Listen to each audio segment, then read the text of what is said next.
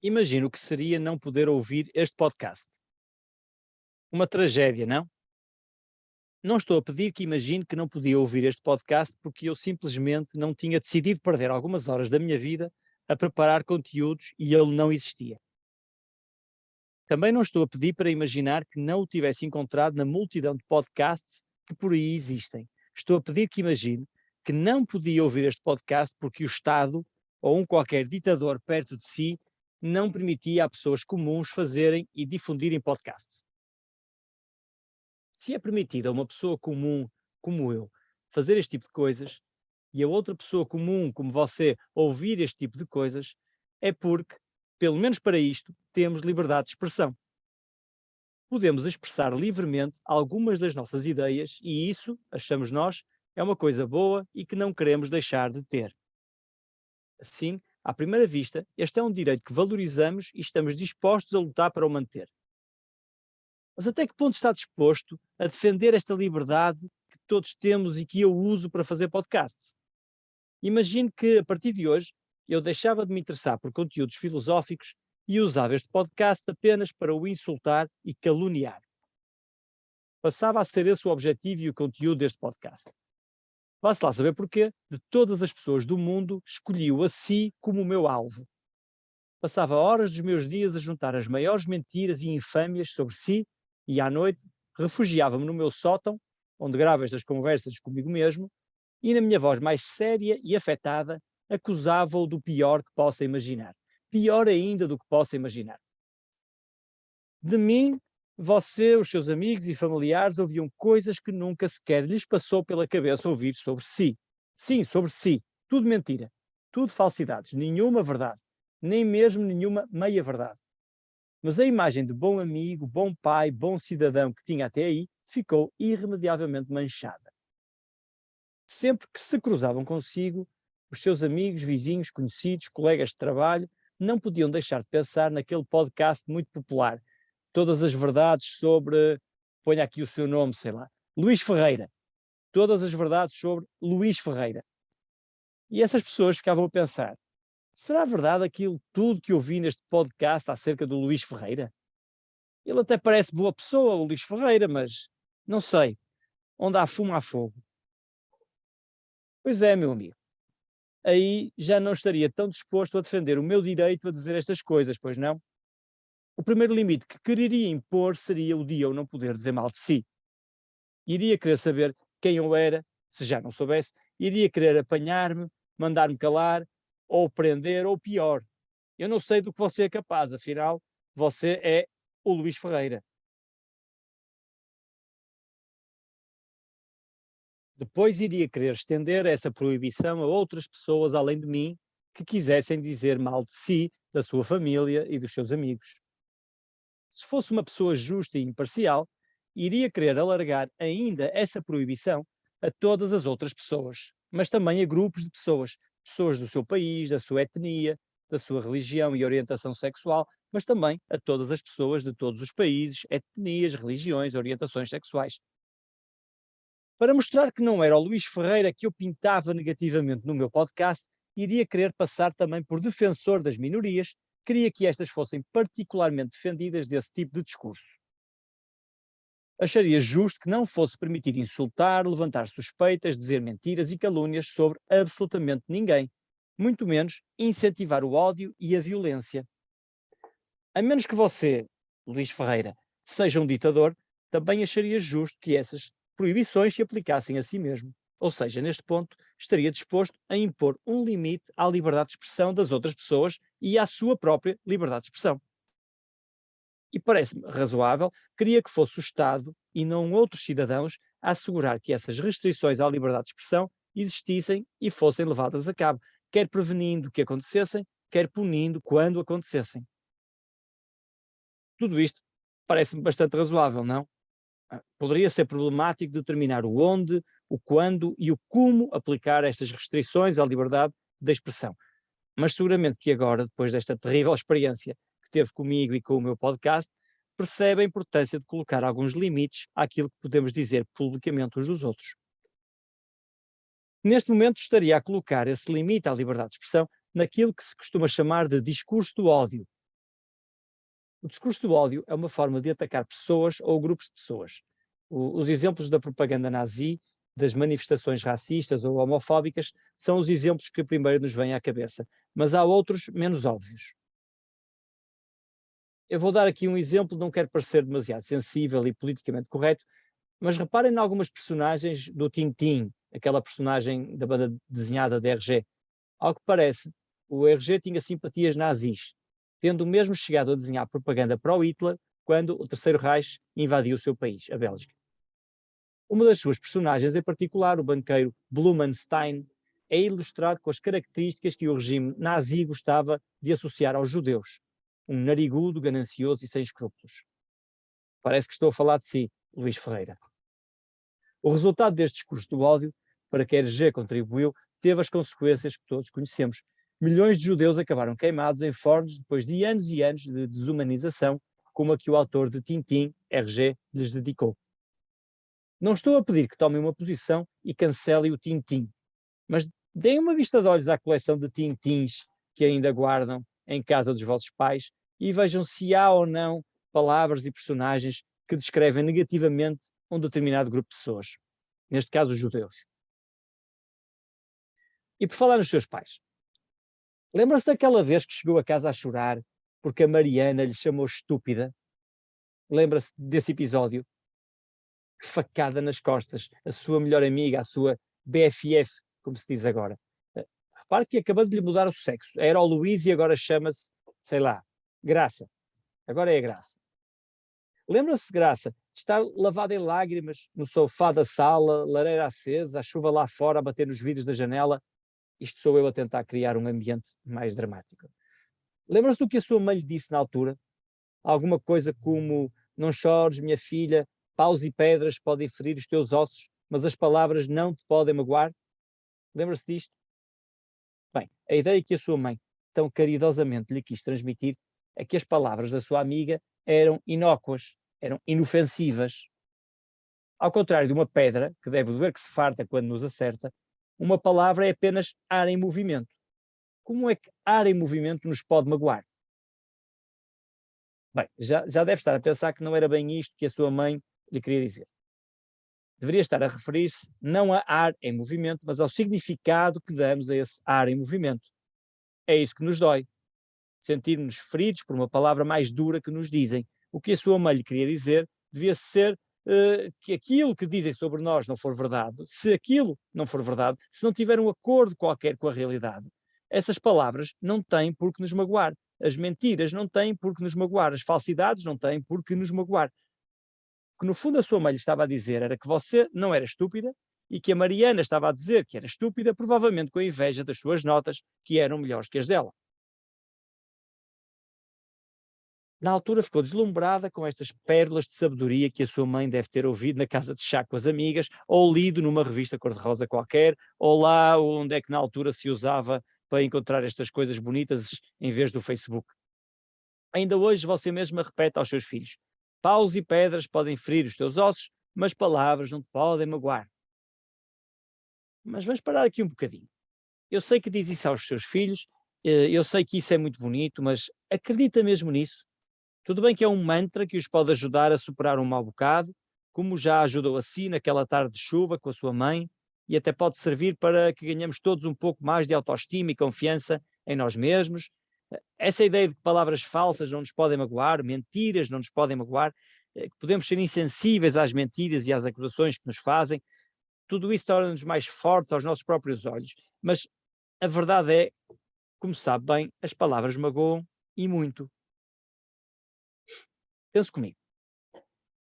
Se a acusarem de assassina de crianças em praça pública, mesmo que isso não seja verdade, e vamos acreditar que não é verdade, não se esqueça que já não é o Luís Ferreira, esse monstro que todos detestamos, mas é a Graça, uma boa pessoa, acredita mesmo que isso não a iria afetar? Eram mentiras, falsidades, mas essas mentiras e falsidades não a iriam afetar?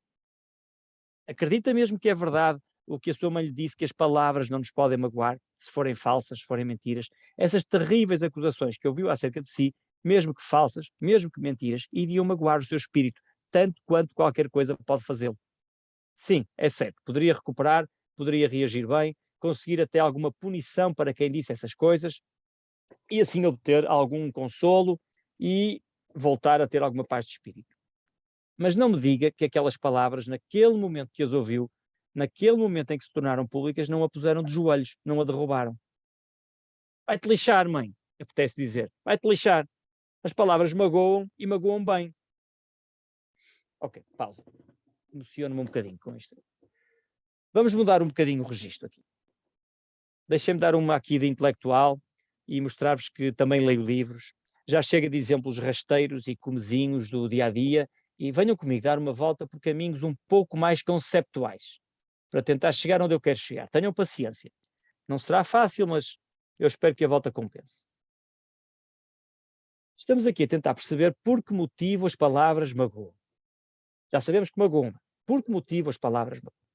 Quer saber por que motivo a parva da Mariana a magoou a si quando lhe chamou estúpida? Já vimos que não é verdade. Palavras são só ondas de som que viajam pelo ar. Isto não é verdade. Quer dizer, é verdade, mas não é, não é o ar em movimento que nos magoa. Já vimos isso. Também sabemos que palavras podem ser símbolos escritos em papel. Também não são os símbolos escritos em papel que nos magoam. Vimos que são algo mais do que isso, mas mesmo assim, por que motivo as palavras magoam? Que características é que elas têm que fazem com que as pessoas se sintam afetadas por elas? Para tentar responder a esta questão, vamos falar com um importante filósofo da linguagem americano do século XX, J. L. Austin. Uma pequenina chamada de atenção filosófica aqui. Sabemos que um filósofo é importante quando é-nos apresentado pelas suas iniciais e não pelo seu nome completo. Isto é uma verdade insufismável da filosofia. Dou-vos exemplos. G. E. Moore, J. L. Mackie, A. J. Ayer, J. J. C. Smart, G. E. M. Anscombe, Bertrand Russell. Ok, esqueçam este último. J. L. Austin é sem dúvida um filósofo importante, quanto mais não seja pelo critério que acabei de vos apresentar. Ele é apresentado pelas iniciais e não pelo seu nome. John, qualquer coisa, Austin. E escreveu um livro com um título que mais parece retirado de um manual de instruções de uma livraria e que não seria levado a sério se não tivesse sido escrito por um filósofo importante. Como fazer coisas com palavras. É este o título do seu livro mais importante. Nesse livro, J. L. Austin não estava preocupado com o discurso do ódio, atenção, mas mostrou-nos uma importante distinção entre três tipos de coisas que fazemos com as palavras quando as usamos. Três diferentes, chamemos-lhes assim, dimensões ou camadas da linguagem que normalmente não temos em conta quando dizemos coisas como as palavras não te podem magoar.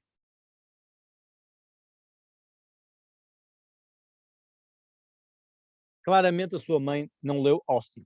É isso que eu quero dizer. Basicamente é isso que eu quero dizer com este podcast. A sua mãe não leu Austin. Mas eu li na faculdade já há alguns anos. Vamos ver se me consigo lembrar. Eu não queria usar os tecnicismos que o JL batizou, essas três formas de usarmos as palavras. Pelos vistos, dar nomes não era uma coisa que Austin fizesse muito bem com as palavras, mas vai ter de ser.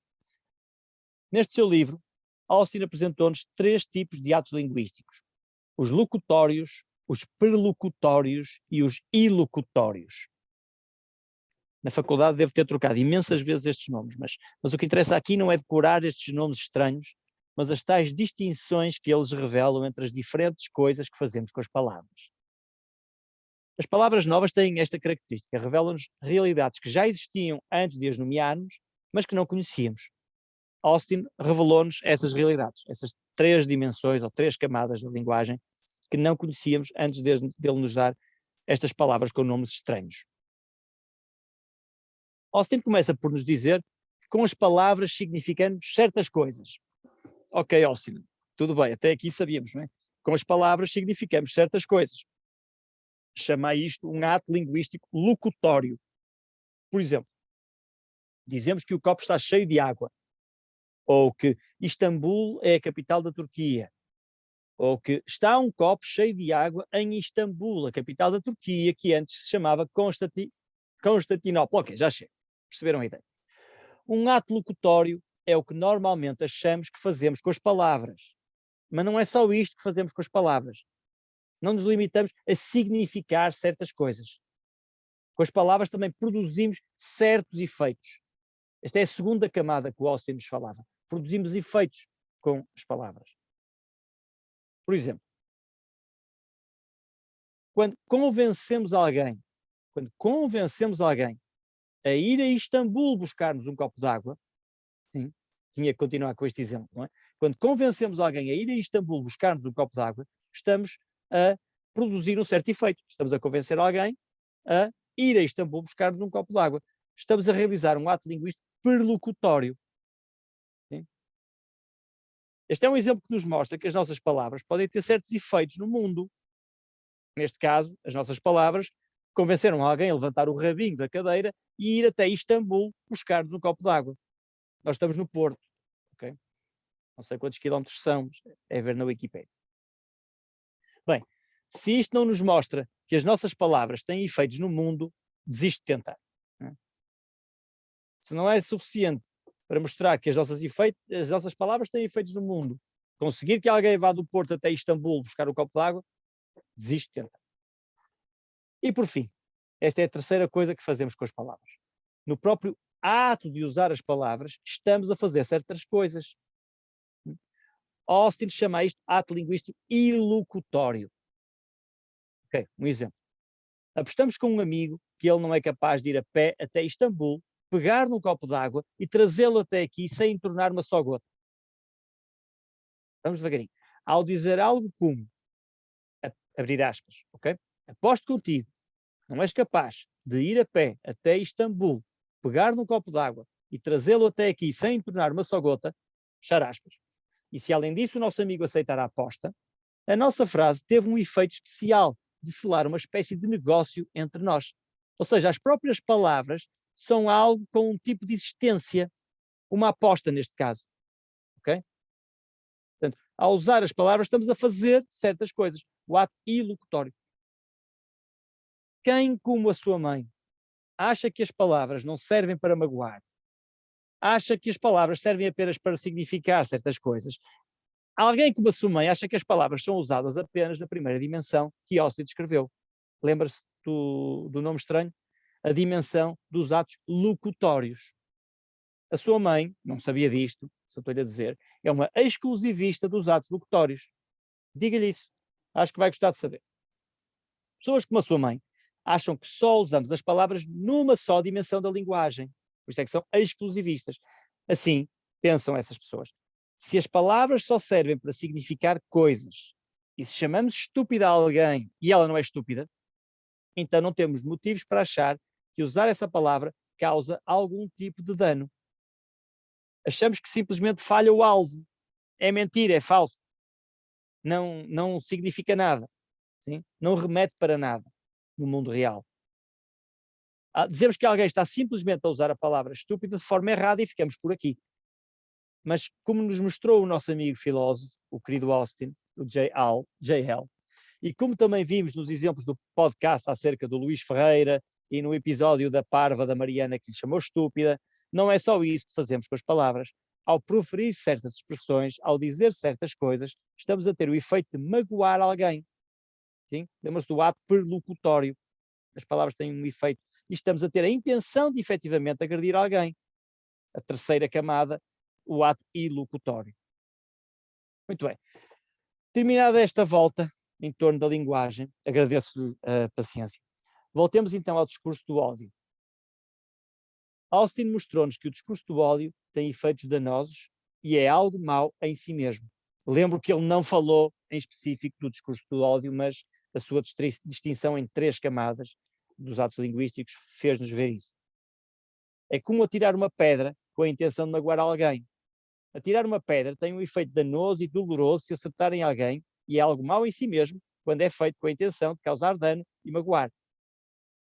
Proferir um insulto a alguém é o mesmo tipo de coisa que atirar uma pedra para atingir uma pessoa. Os objetos são diferentes, pedras e palavras são coisas diferentes, mas os dois pretendem magoar.